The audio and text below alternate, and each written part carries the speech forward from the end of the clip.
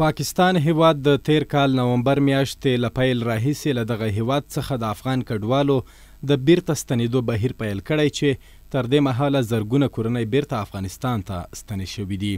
55 کلن مجید چې 11 اولادونه لري تازه خوست ته راغلی او له پاکستاني پولیسو د ناوړه چلن له امله شکایت کوي او وايي د یاد هېواد پولیسو یې ټوله شتمني لوټلې ده. مجید د خوست مرکز اړوند د هندوانو کلي کې په یوه کور کې چې 2 کوچنۍ او ورانې خونې لري د ژوند سخت شپې ورځې تیروي. مې سره ډېر زیاتی وشو، ډېر ظلم ورسره وشو او مطلب یې پاکستان ډېر په ظلم په هغه جبر وشړلو. هېڅ شی نه راکول، سامان نه ټول پوته شو، تحکیم ورلا شو، مرخص نه پاس پوته شو مینه. نوموړي زیاته کړه پاکستان په جبر او زور سره ایستلي او هلته یې کرلي کښتونه همداسې پاتې شوي او د کور لوښي، څاروي او نور اړین توکي یې په تش ډاګ پاتې شوي دي. مول پوته شو، بسترې پوته شو، غالۍ پوته شو، نقد پیسې به چې هغه به جیبونه د نوښه په ترخه نه پرېښی 15000 کلدورې به درکول، څومره پیسې به راټولې به نه پرېښی.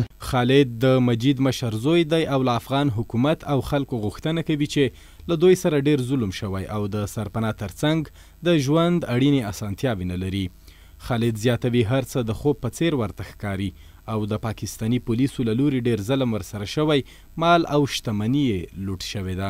د افغانستان د ملت نه مې دا خوښښت دی، دا مې غوښتنه ده چې دغه خلک ډېر په دهشت په وحشت سره د پاکستان نه راویستل شوي دي. خلک سرپناه نه لري، د ژوند اسباب نه لري، هر څه یې ګډ وډ شوي دي. دا خلک د دغه ملت خلک دي، د دغه ملک خلک دي، دې سره باید پوره همکاري وشي. د یادونې وړ ده چې راستنه شوي افغان کډوال د هېواد بېلابېلو ولایتونو کې خپلو سیمو ته کډه شوي او د سرپناه ترڅنګ د خوراک، پوښاک او نورو برخو کې له ګڼو ستونزو سره مخ دي.